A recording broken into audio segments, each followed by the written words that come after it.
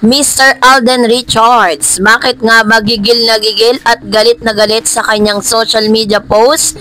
Kani-kanina lang. But before that, if you haven't subscribed yet to my YouTube channel, please don't forget to like, share, and subscribe at i-hit mo na rin ang notification bell for more showbiz updates. Bago tayo of course magpatuloy sa ating updates for today's video, nais kong pasalamatan kayo for always watching and trusting this channel. Thank you so much sa inyong palagiang panonood at palagi ang pagsubaybay sa mga updates po natin. Maraming salamat po. Isang matagumpay na PGT Season 7 ang natapos kagabi lang po sapagkat meron na pong in-announce na winner. Pero through the years, Catherine Bernardo has mastered the art of minimalism even through her on stage looks.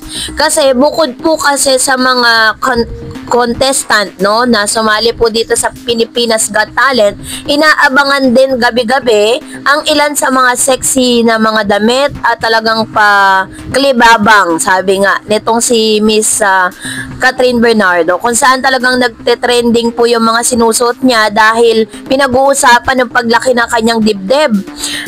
Talagang sinasabi nga ng ilan na nagpadagdag daw di umano ng dibdib si Miss Catherine kung bakit daw malaki ang kanyang dibdib ngayon. Na bagay na hanggang ngayon, wala pa naman pong pag-amin mula kay Miss Catherine. Pero para sa akin, wala naman pong idinagdag sa kanya at wala rin ibinawas. Dahil yung technique na ginagawa niya ngayon ay ano po yan, nasa pagdadala at para mas magmukha siyang malaki. Ginagawa rin ng ibang mga artista yan like Kim Chiu. Wala naman talagang dibdib si Kim Chiu, ba't nagkaroon siya ng bigla ng dibdib?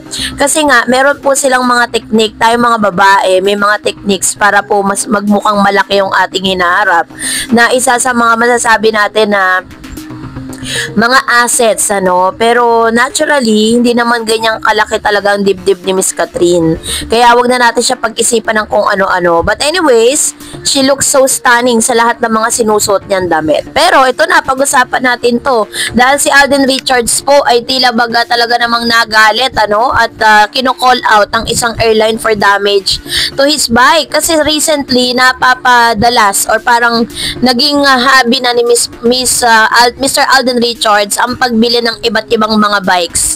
At di natin alam kung bakit bili siya ng bili ng bike. Iba-iba yung mga bikes na ginagamit niya.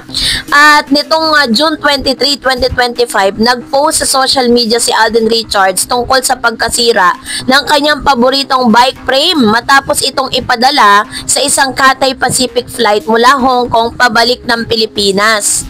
So, dahil dito, shinout out ni Mr. Alden Richards ang Cathay Pacific for fracturing my bike frame and unloading my bike box and bike rack on my way home to the Philippines. Sinabi din niya na this is very upsetting. Diba? Alden Richards took social media to call out Cathay Pacific for damage to his bike frame to his flight to the Philippines. On Instagram, Asia Multimedia Star shared a photo of damage, said, "Shout out to Cathay Pacific for fracturing my bike frame and unloading my bike box and bike racks on my way home to the Philippines." Ganyan po katindi yung kanya pong pag-shout out kasi nakakagalit nga naman, 'di ba? Nagbayad ka ng tama doon po sa nasabing na yan, dyan sa airlines na yan. Tapos, darating yung bike mo na pinakaiingatan mo at hindi lang yun. Dahil binili mo siya ng hindi lang basta-basta. Magkano po ang presyo ng bisikleta ni Mr. Alden Richards? Hindi po ganun kamura yan. So, agad naman nag-react ang airline sa ulat na particular na iimbestigahan ang pangyayari ayon sa kanilang kinatawan. So dahil dito, first time natin makita si Alden Richards sa ganito ka siya ka-upset dahil si Mr. Alden napaka-mapagpasensya niyan, talagang hindi talaga yan mapagpatol sa mga bashers, pero this time hindi niya po kayang palagpasin yung nangyaring ito, So bakit mamahalaga ang insidente ito? Kasi sentimental at pinaghirapan niya ni Mr. Alden Richards sa kagamitan. Ayon sa ilang tagahanga, ito raw ang unang bisikleta ni Alden at may malaking sentimental na halaga. At of course, syempre may tatak ng bilis ang kanyang cycling activities. Kamakailan lang ay nakakatapos siya ng 61 kilometers bike ride noong May Kaya naman personal na mahalaga ito para sa kanya. So, what's that? The image of airplane sa publiko. Isang kilalang pangalan sa industriya ang Cathay Pacific. Kapag may ganitong insidente, naapektuhan ang tiwala ng mga pasahero, lalo na sa mga nagdadala ng espesyal na kagamitan. So dahil po dito, nag-call out siya, no, mahalaga po talaga yung pahayag ni Alden kasi it represent yung consumer accountability. Ang pagiging publiko ni Alden at ang paggamit ng social media ay bahagi ng makabagong paraan ng pagpapahayag ng reklamo. Ito ay nagsisilbing babala sa iba pang pasahero na kahit sikat, bawat pasahero ay may karapatang igiit ang tamang pagtrato sa kanilang gamit. So dahil dito, talagang kinall out po ni Mr. Alden Richards ito pong Cathay Pacific na ito at base po sa kanila ay iimbestigahan pa nila ito bago po nila bayaran, no, yung damage na ginawa nila doon po sa bike ni Alden. Ay nako, nakakalungkot naman. But anyways, mag-react tayo sa mga komento ninyo kasi may init-init na mga comments. Sabi ni Miss Jean Panfan, kasi meron po tayong parang binalita last day na parang si Miss Catherine nga daw di umano ay nakipag-date at pinasara ang buong restaurant. Sabi dyan, cancel culture baka mo, baka hindi tangkilikin ng Katniel movie. Pwedeng mangyari pero hindi ka naman nagpapakatotoo sa mga fans. Pinag-iingatan ng image, ibig sabihin, takot, no? Hindi ka ba nagsasawa at sa tambalan nyo ni Daniel Padilla? Nakulong ka na dyan sa tambalan nyo ng mahabang panahon. Try mo namang gumawa ng mga makapulong pelikula tulad ni Nora Honor, Vilma Santos, Sharon Cuneta, at Maricel Soriano. You're aging. Sikat ka nga, pero di mo pa nagagawa ang mga pelikulang ginawa ng mga nabanggit ko. Actually, may laman yung sinabi ni Ma'am Shi, ha. Totoo naman yung sinasabi niya, diba? And sabi ni Miss Sammy niya, kung totoong magjowa nga itong si Mayor at si Catherine, bakit hindi pa ni aminin? Once and for all, napaka-OA ng mga lumalabas na chismis sa kanilang dalawa. Lumalabas tuloy na parang ini-enjoy pa nila ang pinagchichismisan sila porket sikat na sikat ang actress at mayor naman ang isa. Hindi na maganda. Kung hindi naman totoo, dapat i-deny na agad. Pangit po ang lalaki ang magdi-deny. Kaya dapat sa kampo ni Catherine ang magsalita na kung hindi totoo or totoo ba, which is very true, di ba? Parang ini-enjoy pa nila na pinupulutan sila ng buong Pilipinas. Tapos napaka-OA din na ipapasara niya yung buong restaurant, OA yun, And of course, another comments coming from Miss Raquel Versosa. Ano bang nangyari kay Catherine? Pinagloloko na yung mga fans niya. Lumalabas na bukod na niloloko niya yung mga fans niya. Niloloko niya pa rin pati sarili niya. Pumasok-pasok siya sa relasyong ganyan tapos ayaw niya magpakatotoo. Sa palagay niyo, tatangkilikin pa ang movie ng Katniel. Masyado nang matatalino mga audience at fans ngayon.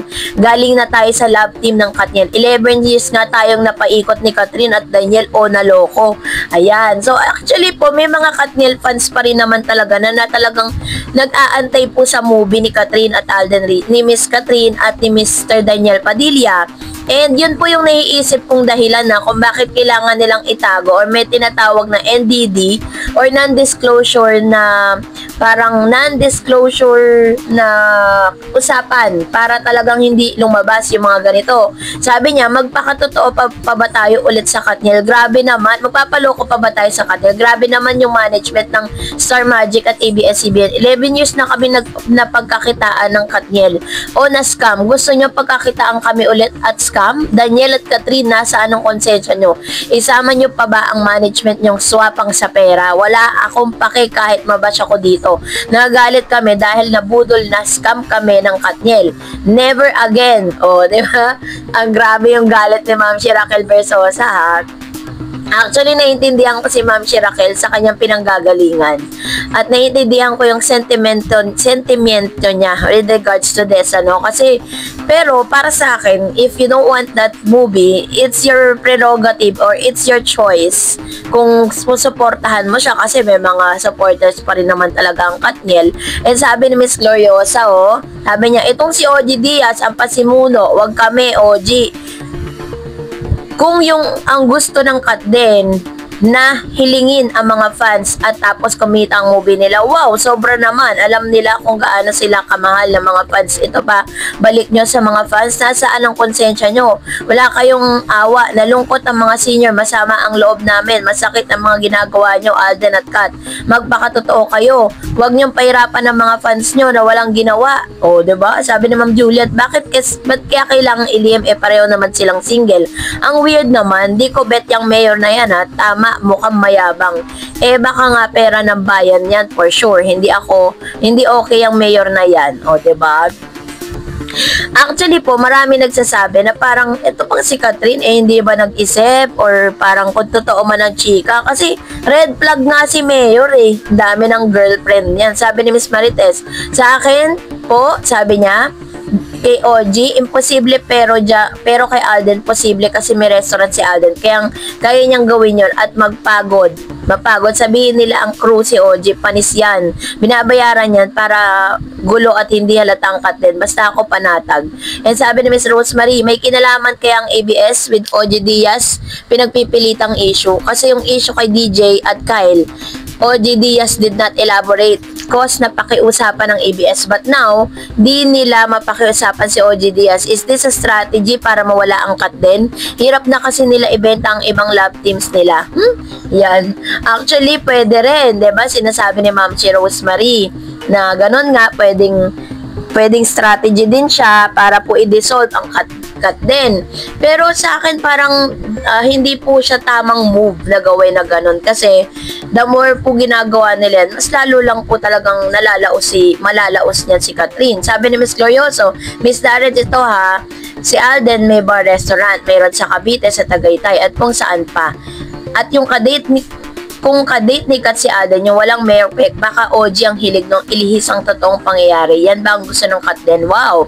Wawa naman kaming milyong fans, hilong-hilo na. Pero ito, get ko na Kat din. Maunawain kaming mga fans dahil mahal namin kayo, naiintindihan ko dahil may mga pinoprotektahan kayo. Okay lang, sorry OG. Ayan.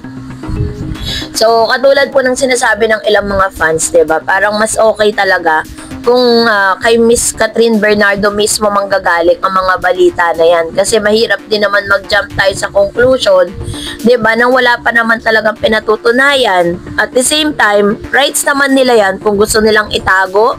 Kung ayaw talaga nila aminin sa publiko, then do it, diba? Kung talagang yun ang magpapasaya sa kanila, wala naman po tayo sa posisyon para po pigilan sila, diba? Sabi ni Miss Jem Santos, bakit si Coco at Julia nakip nilang private ang relationship nang walang ganyang kadramahan to the point na nabuntis at nanganak na si Julia?